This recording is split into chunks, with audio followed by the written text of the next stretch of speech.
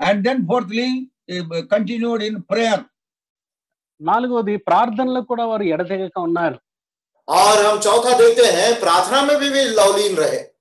After Apostle Paul was delivered from his sinful life, after he was converted, the very first testimony that was recorded concerning Apostle Paul was, as we read in Acts chapter 9 verse 11, behold, he prayeth.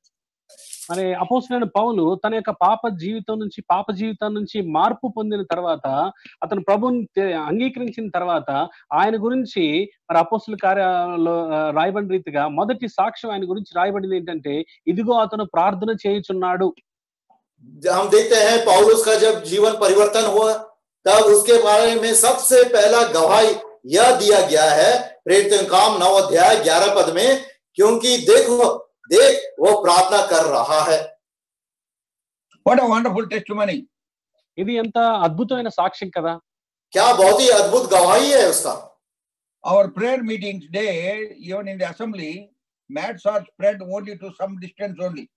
On Sunday, mats are spread everywhere, in the hall, outside the hall, veranda, everywhere. But in the prayer meeting, just 3-4 mats in front of the pulpit.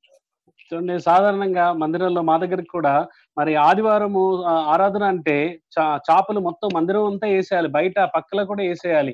కానీ అదే ప్రార్థనా కూడికైతే 2-3 చాపలు వేస్తే చాలు, ఎందుకంటే అంతమంది వస్తారు. देखिए क्या होता है हमारे कलीसिया में कि रविवार के दिन हम पूरे मंदिर को चटाई से बिछा देते हैं, आजू बाजू जहां भी जगह है वहां पे हम चटाई बिछा देते हैं, लेकिन प्रार्थना की सभा में पुलपिट के सामने सिर्फ 1-2 चटाई को हम बिछा के रखते हैं. So no burden for prayer. ప్రార్థన అంటే భారం లేదు. हाँ, प्रार्थना के लिए बोझ नहीं है हमको. Once one preacher was preaching the word. ఒకసారి ఒక బోధకుడు వాక్యాన్ని బోధిస్తున్నాడు. एक प्रचारक वचन को बांट रहा था. On 10 lepers. 10 మంది కుష్ఠరోగుల గురించి మాట్లాడుతున్నాడు. और उन 10 कोढ़ियों के बारे में बातें कर रहा था. And finally one leper comes to thank the Lord. మరి చివరికి స్వస్థపరచబడినటువంటి 10 మందిలో ఒకడు యేసు ప్రభు దగ్గరికి తిరిగి వస్తాడు. और आखिरी में हम देखते हैं स्वस्थ पाने के बाद उनमें से एक वापस आता प्रभु यीशु मसीह के लिए. Where are the 9? Lord says. అప్పుడు ప్రభు అంటాడు, మిగతా 9 మంది ఎక్కడ అని అడుగుతాడు ప్రభు. तो प्रभु मसीह कहता है बाकी 9 कहाँ हैं? The preacher was emphasizing again and again, where are the 9? Where are the 9? మరి ఈ యొక్క బోధకుడు తిరిగి అదే మాట అంటున్నాడు, మిగతా 9 ఎక్కడ, మిగతా 9 మంది ఎక్కడ, ఏరియా అని తిరిగి అదే చెప్తున్నాడు. और ये उपदेशक बार-बार उसी को दोहरा रहा था कि वे बाकी 9 कहाँ हैं, बाकी 9 कहाँ हैं? Somebody said at the end, sir, వాళ్ళ ఆదివారం వస్తారు అన్నాడు. ఆ గుంపులో వాక్యం వింటున్న ఒక వ్యక్తి చెప్పి, ఆ 9 మంది ఆదివారం వస్తారండి, ఈ రోజు కనపడరని అన్నాడు. और उस सभा में जो एक भाई वचन सुन रहा था वो कहे कि बाकी 9 रविवार को आएंगे. If that is the state of affairs, how can we grow in the grace of the Lord? చూడండి, అది మన యొక్క ఆత్మీయ పరిస్థితి అయితే ప్రభు యొక్క కృపలో మనం ఏ రీతిగా ఎదగలం. अगर ऐसा ही हमारा आत्मिक स्थिति है तो परमेश्वर के अनुग्रह, प्रभु के अनुग्रह में हम किस रीति से बढ़ेंगे? As you grow, you should come to a stage where you are prepared to give your life for the cause of Christ. That is the higher level of spiritual experience we are talking about. చూడండి, మనం మాట్లాడేటువంటి ఆత్మీయ ఉన్నతమైన స్థితి ఏదిరా అంటే, ప్రభువులో మనం ఎదుగుతూ ఆయనతో పాటు నడుస్తున్న కొద్దీ అవసరమైతే మనం ప్రాణం పెట్టడానికి కూడా సిద్ధపడాలి. అలాంటి జీవితం గురించి మనం మాట్లాడుతున్నాం. हम जो बातें कर रहे हैं आत्मिक ऊंचाई का, वो ऊंचाई ऐसा है जैसा हम हमारे आत्मिक जीवन में मसीह में बढ़ते हैं, हमारे प्राण को त्याग देने के लिए भी हम तैयार हैं. ऐसे आत्मिक स्थिति के बारे में हम बातें कर रहे हैं. Book of Acts chapter 21 verse 13. అపోస్తలుల కార్యములు 21వ అధ్యాయము प्रेरितों काम 21 अध्याय 13వ వచనం. और उसका 13 पद. Then Paul answered, what mean ye to weep and to break mine heart?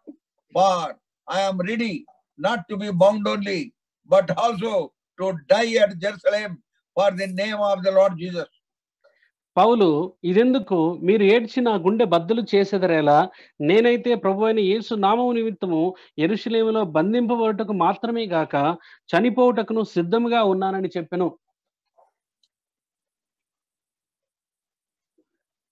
Acts 21:13. అపోస్తుల కార్యములు प्रेरित काम 21 अध्याय उसका 13 पद। परंतु पौलुस ने उत्तर दिया, तुम क्या करते हो कि रो कर मेरा दिल तोड़ते हो? मैं तो प्रभु यीशु के नाम के लिए यरूशलेम में ना केवल बांधे जाने के लिए वरन मरने के लिए भी तैयार हूं। Those who walk worthy of God, they don't care for their life. చూడండి, దేవునికి తగినట్టుగా యోగ్యులుగా ఎవరైతే నడుచుకున్నారో వారు తమ ప్రాణాలను లెక్క చేయలేదు. जो परमेश्वर के योग्य चाल चलते हैं वे अपने प्राण को भी मूल्य नहीं रखते। There was a young lady came to Christ through our fellowship ministry, and she had been coming regularly, and she gave her name also for baptism, but her parents were very angry with us. చూడండి, ఇక్కడ మా సహవాసం యొక్క పరిచర్య ద్వారా ఒక యవనస్తురాలు ప్రభువుని తెలుసుకుంది, బాప్తిసం కొరకు తన పేరు కూడా ఇచ్చింది. అయితే ఆ అమ్మాయి యొక్క తల్లిదండ్రులు మాత్రం దానికి ఒప్పుకోలేదు. हमारे कलीसिया के सेवकाई के द्वारा एक जवान लड़की प्रभु यीशु मसीह को अपना उद्धारकर्ता करके ग्रहण करी और अपने नाम को भी बपतिस्मा के लिए वो दी, लेकिन उनके माता पिता इसके लिए राजी नहीं हुए और one day his father brought her to me to my house. ఒకసారి ఆ అమ్మాయి యొక్క తండ్రి ఆ అమ్మాయిని తీసుకుని నా దగ్గరికి వచ్చాడు. और एक दिन उस लड़की के पिता ने उसको मेरे घर ले आया। He said, we don't want her to go to the church. If you tell her not to come, then only she will not come. Otherwise she is coming, we don't like it. You please tell her in my presence, don't come to the church.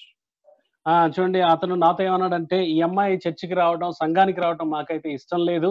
మరి మీరు కనుక రావద్దు అని చెప్తే ఈ అమ్మాయి రాకుండా ఉంటది, లేకపోతే కనుక ఎలాగైనా వస్తుంది. కాబట్టి ఇప్పుడు నా ముందరే మందిరానికి రావద్దు అని ఈ అమ్మాయితో చెప్పండి అని నన్ను బలవంత పెడుతున్నాడు.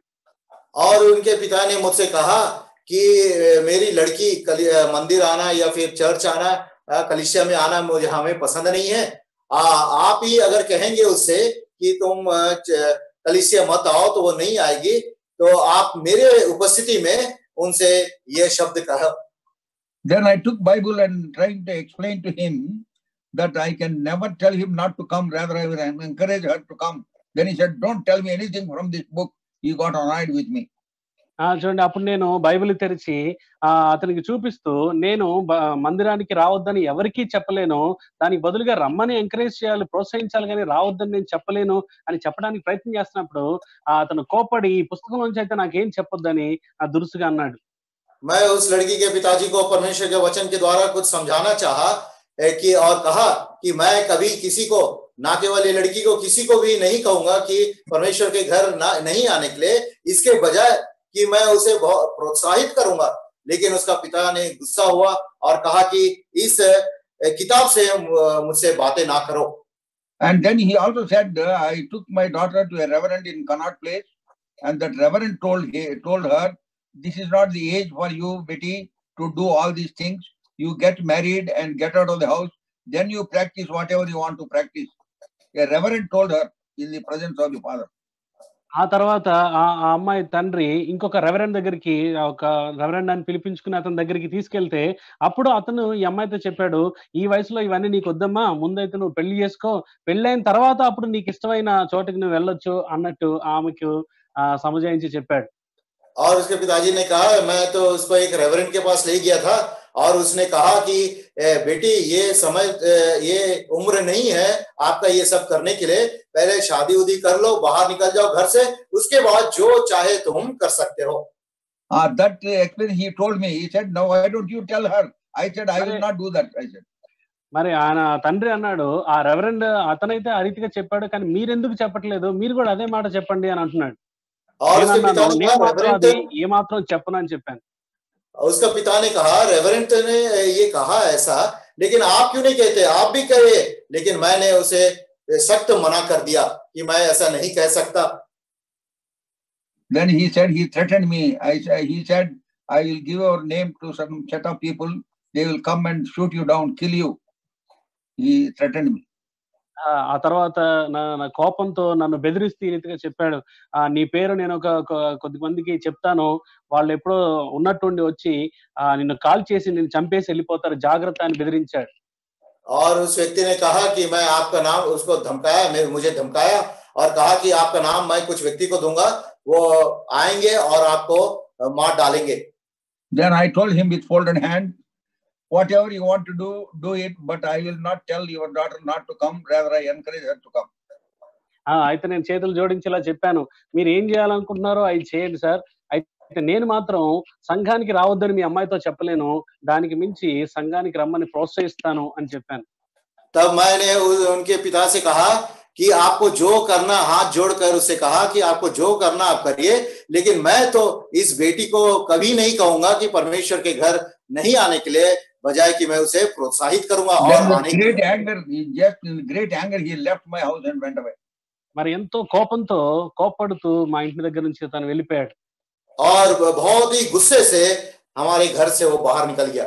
Even then I went after him until the car, but he would not look at me, and he just drove away like that. అతని వెనకాల నేను కూడా వెళ్ళి అతని కారు దగ్గరికి వెళ్ళాను కలుద్దామని, కానీ నన్నేం పట్టించుకోకుండా కారు వేసుకొని వెళ్ళిపోయాడు. और मैं जब वो निकल रहा था, मैं भी निकला उसके पीछे, कार तक गया, लेकिन मुझे बिना देखे वो अपना कार चालू करके निकल गया. Afterwards, when we were about to baptize her, she told parents that she is going to be baptized the coming Sunday. Then at almost midnight, he phones me up on my landline and he threatened me. మరి ఆ తర్వాత బాప్తిసాల సమయం వచ్చింది. ఇక తెల్లవారి ఆదివారం బాప్తిసాలు ఇస్తాం అన్నప్పుడు ఆ అర్ధరాత్రి నాకు ల్యాండ్ లైన్ కి ఫోన్ చేసి మళ్ళీ బెదిరించడం ఆరంభించాడు. और जो उसकी लड़की ने घर में बताया कि अगले रविवार को मैं बपतिस्मा ले रही हूँ, तो उसी रविवार के रात में मेरे लैंडलाइन में कॉल करके मुझे धमकाया. And he said, whatever I have told you that day did not make any dent on you. Now, if they don't come and kill you, I will come myself and shoot you down, he said. మరి అతను అన్నాడు, నేను ఇంతకు ముందు మీ ఇంటికి వచ్చినప్పుడు ఎవరో వచ్చి చంపేస్తానని బెదిరించాను కదా, ఆ బెదిరింపుకి ఏమాత్రం భయపడలేదా? ఒకవేళ ఎవరు వచ్చి చంపకపోయినా నేనే వచ్చి కాల్చి చంపేస్తాను అని మళ్ళా బెదిరించాడు. हाँ, उसने कहा कि उस दिन मैंने कहा कि कुछ लोग आके आपको मारेंगे, लेकिन फिर भी आप उसके लिए, उस विषय के लिए नहीं डरे. अगर वे नहीं आएंगे तो मैं खुद आके आपको मार डालूंगा. Then I told him. అప్పుడు నేను అతనితో అన్నాను, तब मैंने उससे कहा, please tell me when you are coming. I will make myself available at home. Whatever you want to do with me, you can do it. దయచేసి మీరు ఎప్పుడు వస్తారో చెప్పండి, మీరు వచ్చే టైంకి నేను అందుబాటులో ఉంటాను, మీరు ఏం చేయాలనుకుంటే అది చేదురు గాని అని చెప్పాను. और मैं उसे गया, कृपया करके आप कब आ रहे, किस समय आ रहे मुझे बताइए, ताकि मैं घर में उपस्थित रहूंगा, तब आपको जो करना आप कर सकते हैं. Then he said, you don't have fear of death, and he kept the phone down. మరి అప్పుడు అతను అన్నాడు, అసలు చావంటే భయం లేదా నీకని కోపంగా మాట్లాడి ఫోన్ పెట్టేశాడు. और आखिर में उसने कहा, क्या तुमको मृत्यु से डर नहीं है, करके अपना फोन को रख दिया. Really, you don't have fear of death. నిజంగా మనకి చావంటే, మరణం అంటే భయం లేదు. सच्ची रीति से हमारे अंदर मृत्यु का भय नहीं है. Not in words, in deeds we have to show that we don't have fear of death. మరి చావంటే భయం లేదని కేవలం మాటలు చెప్పడం కాదు, అది క్రియల్లో చూపించాలి. मृत्यु का भय नहीं है करके सिर्फ मुंह के वचनों के द्वारा नहीं, लेकिन हमारे कार्यों के द्वारा हमको दिखाना है. He never came. అతను ఎప్పుడు రాలేదు. और वो फिर वापस कभी नहीं आया. And she had been coming to the church regularly. ఆమె ఆ సహోదరి అయితే క్రమంగా మందిరానికి వస్తుంది, సంఘానికి. और वो बहन लगातार संगति कर रही है. And due course of time, she married a believer boy, and both the parents attended the marriage, and now these people are blessed with 2 children. Their father and mother, they keep coming and going, so they are blessed with that family. చూడండి, సమయం వచ్చినప్పుడు ఈ సహోదరికి ఇంకొక విశ్వాసురాలైనటువంటి అబ్బాయితో వివాహం జరిగింది. ఆ పెళ్లికి ఇరువైపులా తల్లిదండ్రులు వచ్చారు. ఆ తర్వాత ఈ జంటకి 2 పిల్లలతో దేవుడు దీవించాడు ఈ జంటని. ఇప్పుడు తాతలు అమ్మమ్మ వాళ్ళు వచ్చి వెళ్తా ఉన్నారు, అంత బానే ఉంది, వాళ్ళు దీవించబడ్డారు. और समय बीतते गया, और एक दिन लड़की का एक अच्छे विश्वासी लड़के से शादी हुआ, और उस शादी में दोनों लड़की और लड़के के माता पिता उसमें आए, और परमेश्वर ने उनको 2 संतान के द्वारा भी आशीषित किया, और अभी उनके माता पिता भी इनसे मिलते रहते हैं. That is why I am saying with a lot of emphasis, Christian life is a life of practice, not only progress, but also practice. What you preach, what you believe, also should put it into practice when it comes to a practical situation in your life. అందుకే నేను మరలా ఎత్తి నొక్కి ఒక్కానించి చెప్పేది ఏంటంటే, క్రైస్తవ జీవితం అనేది అభ్యాసాత్మకమైనటువంటి జీవితం. అది క్రియల్లో చూపించేటువంటి జీవితం. మనం ఏది బోధిస్తున్నామో లేకపోతే ఏది వింటున్నామో అది క్రియారూపం దాల్చాలి. సరిగ్గా ఆ సమయం వచ్చినప్పుడు మన విశ్వాసము, మన యొక్క నమ్మిక అది క్రియల్లో కనబడాలి. और मैं इसलिए बार बार इस बात पर जोर देता हूं कि ना केवल विश्वासी का जीवन आगे बढ़ने का जीवन है, लेकिन वो कार्य रूपी जीवन है. जो भी हम उपदेश पाते हैं, जो भी हम वचन से सीखते हैं, जो भी आज्ञा हमें मिलता है, उसको हमें कार्य रूपी में दिखाना है और प्रकट करना है. What we are saying is, those who walk worthy of God, they will not have fear of death. చెప్పాల్సింది ఏంటంటే, ఇక్కడ ఎవరైతే దేవునికి యోగ్యులుగా నడుచుకుంటారో మరి వారి జీవితాల్లో మరణ భయము, చావు అంటే భయం ఉండదు. हम यहाँ पे क्या कह रहे हैं कि जो परमेश्वर के योग्य चाल चलन चलते हैं, उनके जीवन में मृत्यु का भय नहीं रहता. Their life would be different. వారి జీవితము భిన్నంగా ఉంటుంది. और उनका जीवन पूरी रीति से अलग है. Their life would be a great challenge for others to follow. మరి మిగతా వారు వీళ్ళని చూసి వారిని వెంబడించేటట్లుగా అది మాదిరికరంగా సవాలుగా ఉంటుంది. दूसरे विश्वासी के लिए उनका जीवन एक सवाल के रूप में हो जाता है. In the first century, there was a man whose life was a great challenge even today. చూడండి, మొదటి శతాబ్దంలో ఒక మనిషి ఉన్నాడు. ఆయన యొక్క జీవిత విధానం, ఆయన జీవితము మరి ఇప్పటికీ కూడా సవాలుగా ఉంది. पहले शताब्दी में एक विश्वासी था जिसका गवाही और जिसका जीवन अभी भी हमारे लिए एक सवाल है. We can say wholeheartedly he was the man who walked worthy of God all through his life. మరి ఆయన గురించి మనం కూడా హృదయపూర్వకంగా సాక్ష్యం చెప్పగలము. ఆయన దేవునికి తగినట్లుగా యోగ్యుడిగా నడుచుకున్నాడు. తన జీవితం చివరి వరకు అలా నడుచుకున్నాడు అని చెప్పవచ్చు. और हमारे हृदय के गहराई से हम कह सकते हैं उसके लिए गवाही कि वो परमेश्वर के योग्य चाल चलन चला. He did not care for his life. తన యొక్క జీవితం గురించి తను పట్టించుకోలేదు, वो భయపడలేదు. अपने जीवन या प्राण का ख्याल नहीं किया. See book of Acts chapter 6 verse 5. అపోస్తలుల కార్యములు 6వ అధ్యాయము 5వ వచనం. प्रेरितों का काम 6 अध्याय उसका 5 पद. And the saying pleased the whole multitude, and they chose Stephen, a man full of faith and of the Holy Ghost, and Philip, Prochorus, Nicanor, Timon, Parmenas, Nicholas, proselyte, and of Antioch. ఈ మాట జనసమూహం అంతటికి ఇష్టమైనందున వారు విశ్వాసముతోనూ పరిశుద్ధాత్మతోనూ నిండుకొనిన వాడైన Stephen, ఫిలిప్పు, ప్రొకరు, నికానోరు, తీమోను, పర్మెనాసు, యూదుల మత ప్రవిష్టుడును అంతియోక వాడును అగు నీకొలాసు అనువారిని ఏర్పరచుకునిరి. यह बात लगी और उन्होंने स्तिफनुस नाम जो विश्वास और पवित्र आत्मा में परिपूर्ण था, और फिलिपुस और प्रोखुरुस और निकारेन और तिमोन और परिनास और अंताक्वासी निकुलस को जो यहूदी मत में आ गया था चुन लिया. Here we find the story of Stephen. ఇక్కడ స్టెఫెన్ గురించిన విషయాలు మనం చదువుతాం. यहाँ पे स्तिफनुस के जीवन के बारे में हम पढ़ते हैं. A man who walked with God. దేవునితో నడిచినటువంటి మనిషి. वो ऐसा मनुष्य जो परमेश्वर के साथ चला. Who did not fear death. మరణం అంటే భయపడనటువంటి వ్యక్తి. जो मृत्यु से भय नहीं था. Who became the first martyr in the Christendom. మరి క్రైస్తవ్యంలో మొదటి హతసాక్షిగా మారినటువంటి వ్యక్తి. और हम देखते हैं मसीही इसमें सबसे पहला वो मार्टर हो गया. From his life we can understand what type of man that would be who walks with God.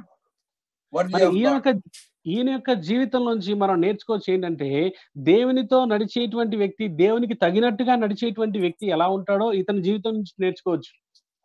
और स्तिफनुस के जीवन से हम यह सीख सकते हैं कि जो विश्वासी परमेश्वर के योग्य चाल किस रीति से चलना है. He is full of the Spirit. ఆయన పరిశుద్ధాత్మతో నిండినవాడు. और पूरा पवित्र आत्मा से भरा हुआ था, परिपूर्ण, and he was full of faith. అతను విశ్వాసముతో నిండుకున్నవాడు. परिपूर्ण विश्वास था उसमें. And verse 8. 8వ వచనం. 8 पद. And Stephen, full of faith and power, did great wonders and miracles among the people. Stephen కృపతోను బలముతోను నిండినవాడై ప్రజల మధ్య మహత్కార్యములను గొప్ప సూచక క్రియలను చేయుచుండెను. स्टीफनुस अनुग्रह और सामर्थ्य से परिपूर्ण होकर लोगों में बड़े-बड़े अद्भुत काम और चिन्ह दिखाया करता था. He was full of spirit, full of faith and full of power in his life. ఆయన పూర్ణ విశ్వాసంతో నింపబడ్డాడు, పరిశుద్ధాత్మతో నింపబడ్డాడు, కృపతో నింపబడ్డాడు, బలముతో నింపబడినవాడు. और हम देखते हैं उसका जीवन परिपूर्ण विश्वास, परिपूर्ण पवित्र आत्मा और सामर्थ्य से भरा हुआ था. And verse 10. 10వ వచనం. 10 पद. And they were not able to resist the wisdom and the spirit by which he spake. మాటలాడుట యందు అతడు అగపరిచిన జ్ఞానమును అతనిని ప్రేరేపించిన ఆత్మను వారు ఎదిరింపలేకపోయిరి. परंतु उस ज्ञान और उस आत्मा का जिससे वो बातें करता था वे सामना ना कर सके. Because this wisdom is not from the earth, it is from the heaven, it is from above. That is why people could not resist of what he is saying. మరి అతను చెప్పేదానికి జనాలు తర్కిస్తున్నప్పటికీ ఎవరు కూడా ఆయన ఎదిరించలేకపోయారు. ఎందుకంటే స్టెఫెను కలిగి ఉన్నటువంటి జ్ఞానము ఈ భూ సంబంధమైనది, ఆ లోక సంబంధమైనది కాదు గాని అది పర సంబంధమైనది, పైనుండి వచ్చినటువంటి జ్ఞానం. और ये जो ज्ञान है वो पृथ्वी का ज्ञान नहीं है, लेकिन सांसारिक ज्ञान नहीं है, लेकिन ये ज्ञान स्वर्ग से उसको ऊपर आया. इस कारण ये संसार के लोग उनके बातों का सामना ना कर सके. They could not understand how he is able to speak with such authority and with such courage. మరి ఇలాంటి ధైర్యంతోనూ ఇలాంటి అధికారంతో ఎలా మాట్లాడుతున్నాడు ఈ వ్యక్తి అనే సంగతి వాళ్ళకి ఏమాత్రం అర్థం కాలేదు. और इस ज्ञान के कारण वे समझ नहीं पाए कि ये स्टीफनुस किस रीति से ऐसे सामर्थ और अधिकार के बातें कर रहा है. Verses 11 and 12. 10-11 వచనాలు. 11 और 12 पद. Then they suborned men which said, we have heard him speak blasphemous words against Moses and against God, and they stirred up the people and the elders and the scribes and came upon him and caught him and brought him to the council.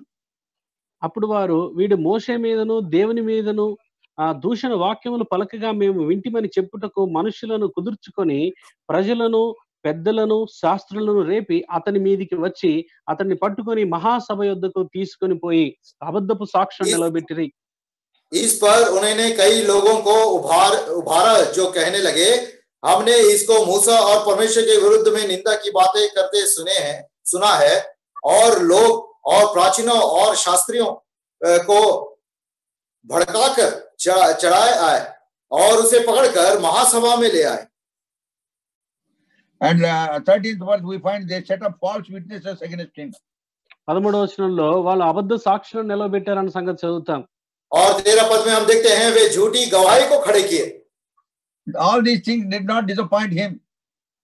ఏ విషయాలు కూడా అతన్ని నిరుత్సాహపరచలేకపోయాయి. और ये सारे विषय उसको निरुत्साह नहीं किया. Verse 15. 15వ వచనం. And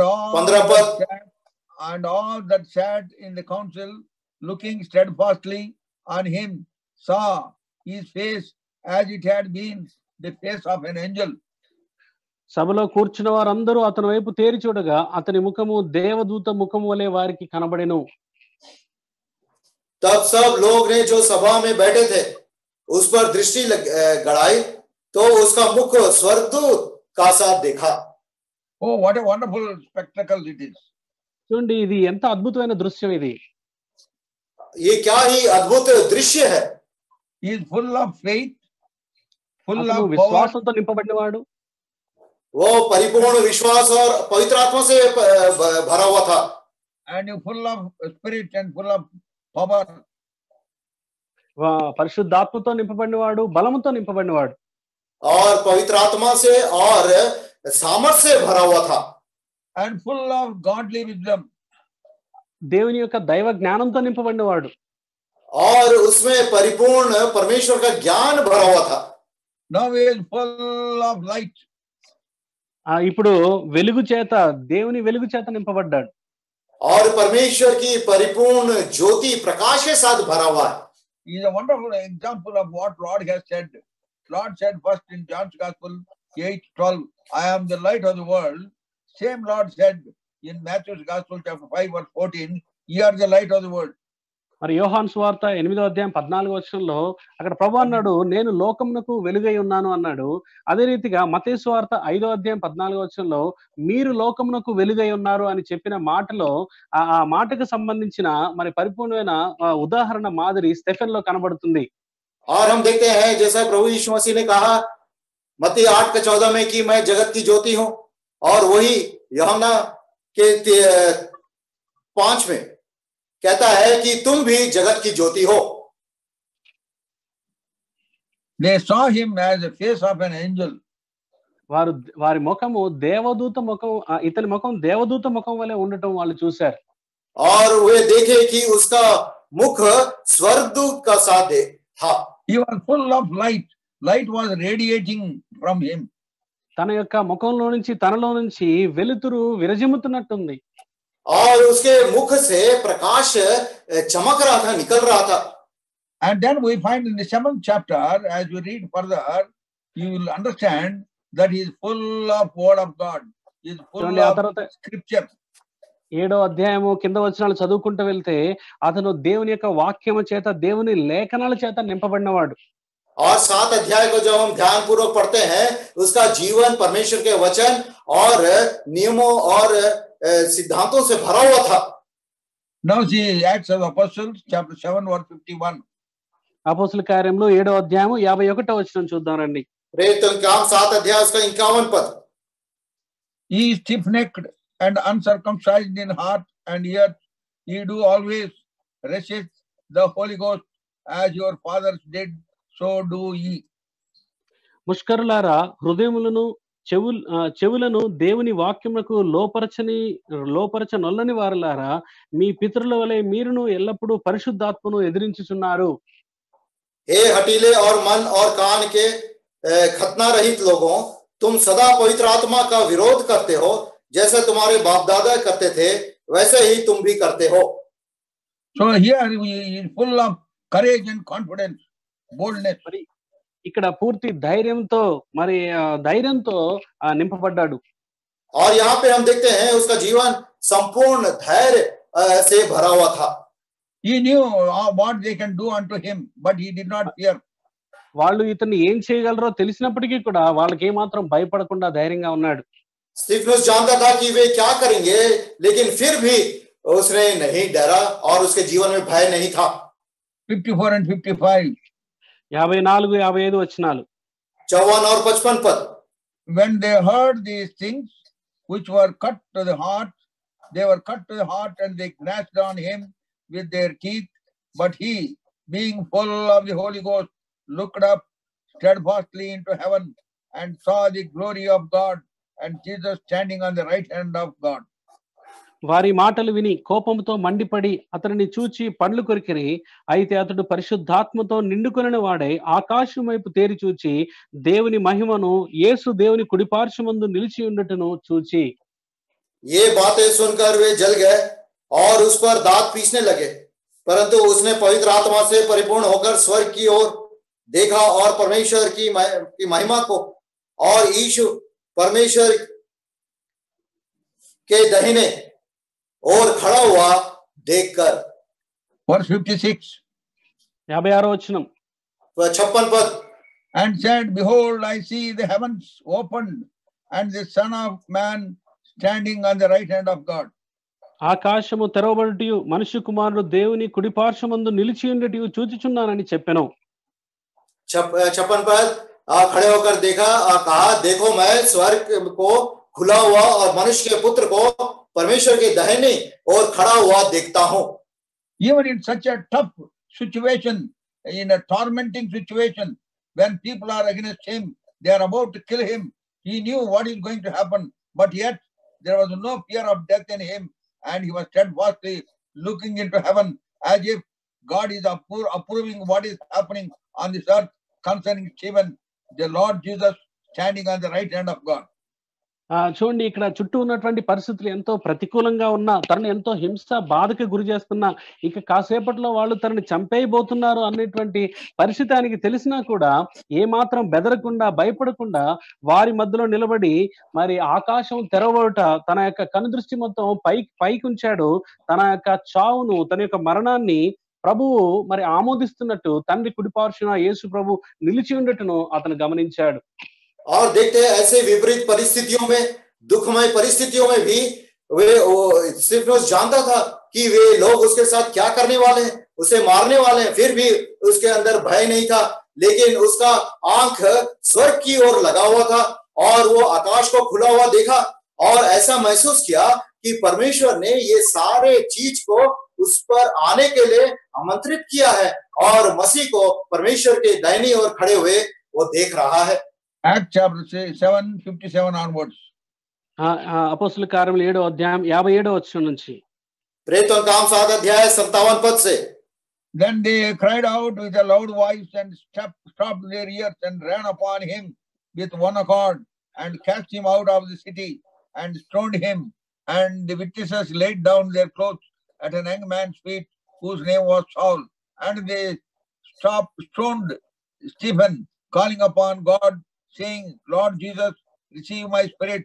And he kneeled down and cried with a loud voice, Lord, lay not this sin to their charge. And when he had said this, he fell asleep. 57వ వచనం. అప్పుడు వారు పెద్ద కేకలు వేసి చెవులు మూసుకొని ఏకముగా అతని మీద పడి పట్టణపు వెలుపలికి అతన్ని వెళ్ళగొట్టి రాళ్లు రువ్వి చంపిరి. సాక్షులు సౌలు అను ఒక యవనుని పాదముల యొద్ద తమ వస్త్రములు పెట్టిరి. ప్రభువును గూర్చి మొరపెట్టుచు, యేసు ప్రభువా, నా ఆత్మను చేర్చుకొనుమని స్టెఫను పలుకుచుండగా వారు అతనిని రాళ్లతో కొట్టిరి. అతడు మోకాళ్ళలోని, ప్రభువా, వారి మీద ఈ పాపము మోపకమని గొప్ప శబ్దముతో పలికెను. ఈ మాట పలికి నిద్రించెను. సౌలు అతని చావునకు సమ్మతించెను. 57 पद से तब उन्होंने एक बड़े शब्द से चिल्लाकर कान बंद कर लिए और एक साथ उस पर झपटे और उसे नगर के बाहर निकालकर उस पर पथरवाह करने लगे. गवाहों के ने अपने कपड़े शाऊल नामक एक जवान के पांव के पास उतार कर रख दिए. वे स्तिफनुस को पथरवाह करते रहे और वह यह कहकर प्रार्थना करता रहा, हे प्रभु यीशु, मेरी आत्मा को ग्रहण कर. फिर घुटने टेक कर ऊंचे शब्द से पुकारा, हे प्रभु, यह पाप उन पर मत लगा. और यह कहकर वह सो गया. He was full of forgiveness and love. అతను పూర్తిగా ప్రేమ చేత, క్షమాపణ చేత నింపబడ్డాడు. और हम देखते हैं स्तिफनुस का जीवन संपूर्ण प्रेम और क्षमा के भावना से भरा हुआ था. So that is the man who walks worthy of God. చూడండి, ఇలాంటి వ్యక్తి దేవునికి తగినట్టుగా యోగ్యుడిగా నడుచుకున్నవాడు. ऐसा ही व्यक्ति जो परमेश्वर के योग्य चाल चल सकता है. Stephen's life is a great challenge for all of us towards our faith to God. చూడండి, దేవుని పట్ల మనం కలిగి ఉన్నటువంటి విశ్వాసానికి సంబంధించి మరి స్టెఫెను మనందరికీ కూడా గొప్ప సవాలుగా, మాదిరిగా ఉన్నాడు, మా ఉదాహరణగా ఉన్నాడు. और हम देखते हैं स्तिफनुस का जीवन हमारे सबके लिए एक उदाहरण के, एक सवाल के रूप में हर एक विश्वासी के लिए है.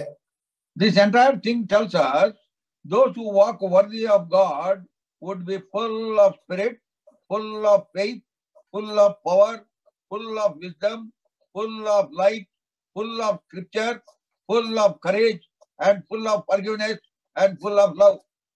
చూడండి, వీటన్నిటిని బట్టి ఈ స్టెఫెన్ విషయానికి సంబంధించి మనం ఏం నేర్చుకుంటాం? దేవునికి తగినట్టుగా నడుచుకునే వ్యక్తి ఎలా ఉంటాడంటే, అతను విశ్వాసం చేత నింపబడినవాడు, పరిశుద్ధాత్మ చేత నింపబడినవాడు, బలముతో నింపబడినవాడు, దేవుని యొక్క జ్ఞానంతో నింపబడినవాడు, దేవుని యొక్క వెలుగుతో నింపబడినవాడు, దేవుని యొక్క వాక్యం చేత నింపబడినవాడు, దేవుని యొక్క ధైర్యంతో నింపబడినవాడు, చివరికి దేవుని యొక్క ప్రేమ, క్షమాపణలతో నింపబడినవాడు. हम देखते हैं वो विश्वासी जो परमेश्वर के योग्य चाल चलता है, उसका जीवन कैसा रहता है कि संपूर्ण विश्वास, संपूर्ण पवित्र आत्मा, संपूर्ण सामर्थ्य, संपूर्ण परमेश्वर का ज्ञान, संपूर्ण परमेश्वर का प्रेम, संपूर्ण परमेश्वर का वचन और अंत में संपूर्ण परमेश्वर की क्षमा के भावना से भरा रहता है।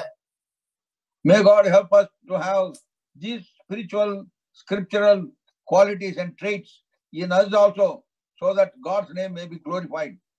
దేవుని నామము మహిమపరచబడే రీతిగా మనందరిలో కూడా ఇలాంటి ఆత్మ సంబంధమైన లక్షణాలు, అవసరమైనటువంటి ఆత్మ సంబంధమైన విషయాలు మనలో కూడా మనందరం కలిగి ఉండుం గాక. దేవుడు దానికి సహాయం చేయను గాక. परमेश्वर हमें सहायता करे कि ऐसे ये सारे आत्मिक गुणों को हमारे अंदर भी पाया जाए, ताकि परमेश्वर की महिमा के लिए और परमेश्वर के योग्य चाल हम चल सके। Same power that was available to apostles of old is available to us even today, even now, for our life. చూడండి, ఆ రోజుల్లో అపోస్తలులకు ఏదైతే శక్తి దేవుడు అందుబాటులో ఉంచాడో, శక్తిని అనుగ్రహించాడో, ఈ రోజుకి కూడా మనందరికీ కూడా అదే శక్తిని దేవుడు అందుబాటులో ఉంచాడు, మనకి ఇవ్వటానికి ఇష్టపడుతున్నాడు. और हमें ये समझना है कि जो शक्ति और सामर्थ परमेश्वर ने उन आरंभ के दिनों में प्रेरितों को दिया था, वो ही शक्ति अभी हमारे लिए भी उपलब्ध में है। You know why? ఎందుకో తెలుసా? आप जानते हैं किस कारण? Jesus Christ the same yesterday, today and forever. ఎందుకంటే యేసు క్రీస్తు ప్రభు నిన్న నేడు నిరంతరం ఏకరీతిగా ఉన్నాడు, మార్పు లేదు. क्योंकि प्रभु यीशु मसीह कल आज और युगानुयुग एक सा है। He is eternal God. ఆయన నిత్యుడగినటువంటి దేవుడు. वो सदाकाल का परमेश्वर है। He is everlasting Father. ఆయన నిరంతరం శాశ్వతమైన దేవుడు. वो अनंत काल का पिता है। For his years there is no end. మరి ఆయనకు అంతం అనేది లేదు. और उनके उम्र का कोई अंत नहीं है। And in him there is no variableness. మరి ఆయనలో చెలించేటువంటి గమనాలు ఏమీ లేవు. और उसके अंदर कोई परिवर्तन नहीं है। That is why there is no change in his power. అందుకే ఆయన శక్తిలో కూడా ఎలాంటి మార్పు లేదు. और इस कारण उसकी सामर्थ्य में भी कोई बदलाव नहीं है। The apostles of old appropriated that power. They believed on him, appropriated that power. That is how they could express that power in sacrificing their life. In our case, we have become only appreciators of that power. We only applaud, we praise about them, and we being totally zeros. చూడండి, ఆ రోజుల్లో అపోస్తులు ఏం చేశారంటే దేవుడు ఇచ్చినటువంటి ఆ శక్తిని వారు అందిపుచ్చుకొని, వారు దాన్ని తమ జీవితాల్లో అన్వయించుకొని, తమ ప్రాణాలు సైతం లెక్క చేయకుండా ప్రభు కోసం బ్రతికారు. అలాంటి శక్తి, అదే శక్తి ఈ రోజుల్లో మనకు అందుబాటులో ఉన్నప్పటికీ దాన్ని చూసి మంచి శక్తి అని దాన్ని పొగుడుతున్నాం, దాని గురించి మాట్లాడుతున్నాం, కానీ దాన్ని అందిపుచ్చుకొని మన జీవితాల్లో ఉపయోగించుకోలేకపోవటాన్ని బట్టి మనం సున్నాలుగా మిగిలిపోతున్నాం.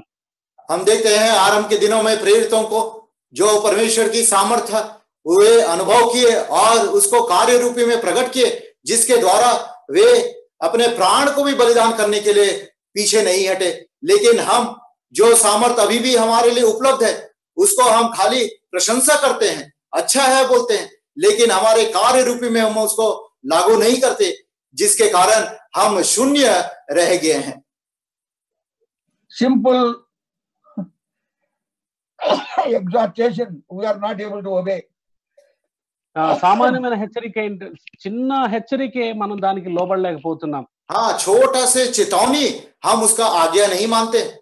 Now is the online ministry. There was a time when we used to go to the church and attend the meeting. At that time we around 10 o'clock worship meeting. Then how many come on 10 o'clock? Very few, one or two here and there, like trees in the desert. Here and there would be there. It is only after 11 o'clock, 11:30, 12 o'clock, people keep coming. చూడండి, ఇప్పుడంటే మనం online లో ఇలా మీటింగ్లు పెట్టుకున్నాం, కానీ ఇంతకు ముందు అయితే మామూలుగా మనం సంఘాల్లో కలుసుకునేటప్పుడు 10 గంటలకు ఆరాధన కూడికంటే 10 గంటలకు ఎంతమంది వస్తారు? ఎవరో 2-3 ఎడారిలో ఇక్కడో చెట్టు అక్కడో చెట్టు ఉన్నట్టు కొద్ది మంది వస్తారు. 11-11:30 తర్వాత కానీ జనాలందరూ రారు. देखिए हमारा जीवन कैसा है। अभी तो वायरस के कारण हम अपने घर में ऑनलाइन में संगति कर रहे हैं, लेकिन पिछले दिनों में कलीसिया में जाते थे, वहां पे सूचनाएं दिया जाता था कि 10 बजे आराधना होगी, लेकिन कितने लोग 10 बजे आते थे? जैसा मरुभूमि में इधर उधर झाड़ रहता था, वैसे 11:30-12 बजे लोग आते थे मंदिर में, कलीसिया में। How long we want to be such lazy believers? మరి ఎంతకాలం వరకు సోమరులైన విశ్వాసులంగా ఉందాం? और कितने साल तक हम ऐसे लेजी बिलीवर विश्वासी हो जाएंगे? In every situation, we should encourage ourselves and do the work of the Lord so that through us, others may be encouraged and go forward. చూడండి, ఏ పరిస్థితులైనా సరే మనల్ని మనం ప్రోత్సహించుకుంటూ ప్రభు పనిలో ముందుకు వెళ్లే వారంగా ఉండాలి.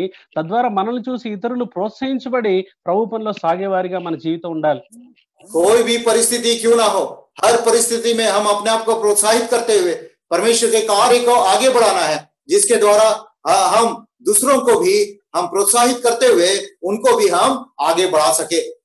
Before we close, shall we turn to 1 Thessalonians chapter 2, 10, 11 and 12. ముగించుకునే ముందు తెస్సలోనికీయులకు రాసిన మొదటి పత్రిక 2వ అధ్యాయము 10, 11, 12 వచనాలు చదువుదాం. इस वचन को अंत करने के पहले आइए पहला थिस्सलुनीकी पत्री 2 अध्याय 10, 11, 12 पद को पढ़ेंगे. With the spirit of understanding we are reading, now you listen to it and you also look into the Bibles.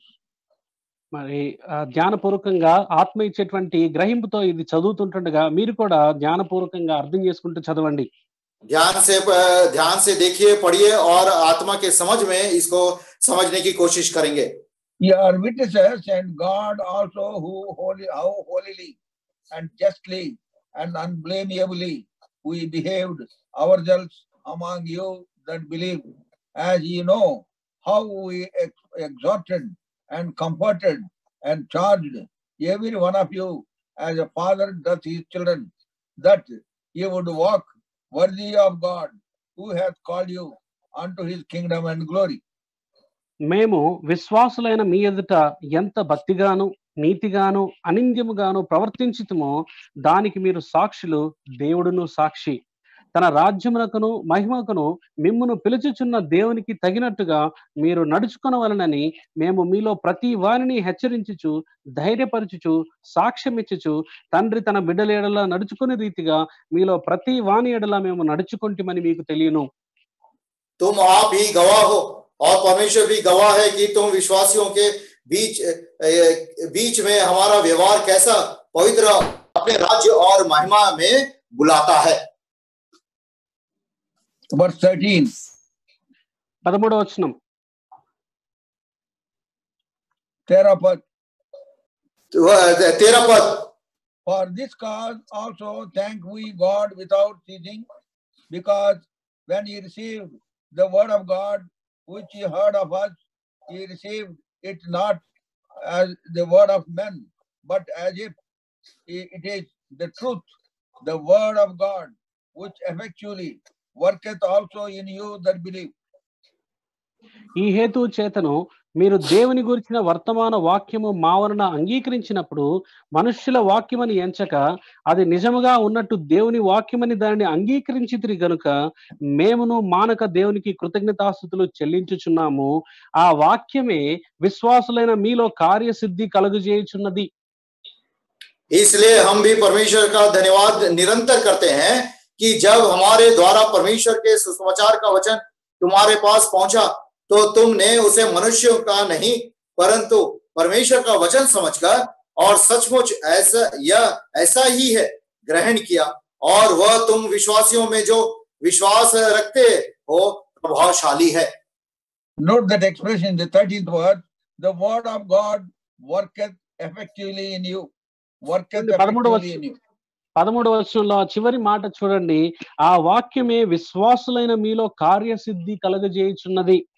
और हम ये देखते हैं जैसे लिखा है, वो ही वचन हर एक विश्वासी में प्रभावशाली होता है. May God help that this may happen in our midst during this holy convocation. మరి ఈ యొక్క పరిశుద్ధ సమాజ కూడికల్లో ఈ యొక్క వాక్యం యొక్క భావము మన యొక్క నిజ జీవితంలో నెరవేర్చబడాలని ప్రభు దీవించును గాక. परमेश्वर इस वचन को आशीषित करे और हम प्रार्थना भी करें कि यह वचन हमारे मध्य में इस पवित्र महासभा में पूरा हो सके. Word of God, when it is ministered unto us, the power of God may have full sway, so that the work of God may work within our heart and so forth obedience to the word of God. చూడండి, దేవుని యొక్క వాక్యము మనకి పరిచర్య చేయబడినప్పుడు దేవుని యొక్క వాక్యంలో ఉన్నటువంటి శక్తి మనలో పనిచేయటం ఆరంభిస్తుంది. ఆ వాక్యము మన జీవితాల్లో ప్రభావితం చూపించి అది విధేయతకు దారి తీస్తుంది, విధేయత చూపించేటట్లు చేస్తుంది. और जब वचन का उपदेश दिया जाता है तो वो सामर्थ, परमेश्वर का सामर्थ हमारे अंदर आता है और वो हमको बल देता है जिसके द्वारा हम आज्ञाकारी होते हैं और उसके अनुसार चलने के लिए हमें सहायता होती है. So may God help us that this may happen in our life. మన జీవితాల్లో ఆ రీతిగా జరగటానికి ప్రభు మనకి సహాయం చేయను గాక. इस रीति से वचन हमारे जीवन में पूरा होने के लिए परमेश्वर हमें सहायता करे. May God help us to walk worthy of the God. దేవునికి తగినట్లుగా మనందరం నడుచుకునేటట్లు, యోగ్యులుగా నడుచుకునేటట్లు దేవుడు మనకి సహాయం అనుగ్రహించును గాక. हमारा चाल चलन परमेश्वर के योग्य होने के लिए परमेश्वर हमें सहायता करे. Shall we pray? ప్రార్థన చేసుకుందామా? प्रार्थना करेंगे. Our loving Heavenly Father, ప్రేమ కలిగిన పరలోకమందున్న తండ్రి, प्रेमी स्वर्गीय पिता, our gracious and wonder-working God, కృప కలిగిన అద్భుతములు చేసేటువంటి మా దేవ, अनुग्रहकारी अद्भुत कार्य करने वाले परमेश्वर, thank Thee for the word ministered unto us. మాకు పరిచర్య చేయబడినటువంటి నీ వాక్యాన్ని బట్టి వందనాలు చెల్లిస్తున్నాం. हम धन्यवाद देते हैं आपके वचन जो उपदेश है हमारे बीच में दिया गया है. Oh Lord, help that the word that we have meditated may go very deep into our heart and show forth obedience in our lives. ప్రభువా, మా దృష్టికి తీసుకురాబడినటువంటి వాక్యాలు, మరి మేము విన్నటువంటి వాక్యాలు లోతుగా నాటబడినదై విధేయత అనేటువంటి ఫలాన్ని తీసుకుని రాగలటకు సహాయం చేయండి. हे पिता, हमने जो वचन को सुना है और ध्यान किया है वो वचन हमारे अंदर गहरी रीति से हे पिता बोया जाए ताकि आपके वचन का पूरा हमारे जीवन में हो सके. Help us that we may be able to walk worthy of God. మరి దేవునికి తగినట్లుగా యోగ్యులుగా మేము నడుచుకోవటానికి మాకు అందరికి సహాయం దయచేయండి. हमें सहायता करेगी परमेश्वर के योग्य चाल हम चल सके. The word of God may work effectively in our life. దేవుని యొక్క వాక్యము మా జీవితాల్లో గొప్పగా కార్యసిద్ధి కలగజేయను గాక. परमेश्वर का वचन हमारे जीवन में बहुत ही प्रभावशाली रूप से कार्य हो सके. And prepare us for greater responsibilities. దేవా, మరి మెరుగైనటువంటి గొప్ప బాధ్యతల కొరకే మమ్మల్ని సిద్ధపరచండి. और आगे वाले दिनों में और अधिक रिस्पॉन्सिबिलिटी के लिए हमें तैयार करें. Once again, we commit the Hebron Fellowship and the believers and their families, children. Lord, watch over them all, meet all their needs, and glorify Thy name. మరొకసారి హెబ్రోన్ అసెంబ్లీ అబుదాబి కొరకై ప్రార్థిస్తుంటున్నాం. అక్కడ ఉన్నటువంటి పెద్దలు, నాయకులు, పరిచారకులు, కుటుంబాలు, ప్రతి విశ్వాస కొరకై ప్రార్థిస్తుంటున్నాం. వారి ప్రతి అక్కర తీర్చండి, వారిని దీవించండి. हे पिता, हम हेब्रोन प्रार्थना मंदिर अबुधाबी के लिए प्रार्थना करते हैं. जो भी प्राचीन है और रिस्पॉन्सिबल ब्रदर्स है और सब परिवार सबों के लिए हर भाई बहन को आपके हाथ में सौंपते हैं. हर एक की जो आवश्यकता पूरा करे और उनको आशीषित करे. Thank Thee for the sermon, Brother Samuel from Hyderabad, Brother Vijay from Kuwait. They could participate in give effective translation. Bless them and their families and their children. Continue to prepare them for greater responsibilities in their assemblies. ప్రభువా, మరి ఇప్పటి వరకు పరిచర్యలో సహాయం చేయమన్నటువంటి మరి brother Samuel కొరకై, Kuwait నుంచి brother Vijay కొరకై ప్రార్థిస్తుంటున్నాం. మరి తర్జుమా చేయట్లో మరి వారు కూడా పాలుపంపులు దయచేసినందుకే వందనాలు చెల్లిస్తుంటున్నాం. వారిని, వారి కుటుంబాలను దీవించండి. భవిష్యత్తులో వారి యొక్క సహవాస మందిరాల్లో ప్రభావ మెరుగైనటువంటి బాధ్యతలు, గొప్ప బాధ్యతల కొరకు వారిని సిద్ధపరచమని ప్రార్థిస్తున్నాం. Thank Thee for all those who are helping in the studio in maintaining the Zoom and YouTube operation. Bless every one of them, and also those who are singing, those who are playing instruments, and those who are leading. Lord, watch over them all. Bless them abundantly. ప్రభావ, ఎవరైతే మరి meeting కి సంబంధించి Zoom studios లోను, ఆ తర్వాత YouTube కి సంబంధించిన విషయాల్లో టెక్నికల్ టీం ఎవరైతే ఉన్నారో వారిని దీవించండి. పాటలు పాడేవారిని దీవించండి, సహాయం చేయండి. ఎవరైతే లీడ్ చేస్తున్నారో, ఆయా బాధ్యతలు నిర్వహిస్తున్నారో వారందరికీ కావాల్సినటువంటి మెరుగైన కృపను, ఆశీర్వాదాన్ని దయచేయండి. हे पिता, जो अगुवाई कर रहे हैं, जो जूम का टेक्निकल टीम है और जो प्रार्थना में लगे हैं, चेन प्रेयर में, और जो अलग अलग रिस्पॉन्सिबिलिटी लिए, सभी को आशीषित करें. Prepare us also prayerfully for tomorrow's ministry. రేపటి పరిచర్య కొరకు కూడా మమ్మల్ని అందరినీ సిద్ధపరిచి ఆయుధపరచండి. कल के सेवकाई के लिए भी प्रार्थना पूर्वक हम सबों को तैयार करें. Pray with thanksgiving in Jesus' precious name. కృతజ్ఞతా పూర్వకంగా యేసు పరిశుద్ధ నామములో అడిగి వేడుకుంటున్నాం తండ్రి. धन्यवाद के साथ हमारे प्रभु और उद्धारकर्ता यीशु मसीह के बहुमूल्य नाम में मांगते हैं, सुन और ग्रहण करें। आमीन। Amen. Now may the grace of our Lord and our Savior Jesus Christ, love of God, communion of the Holy Spirit be with us now and forevermore. Amen.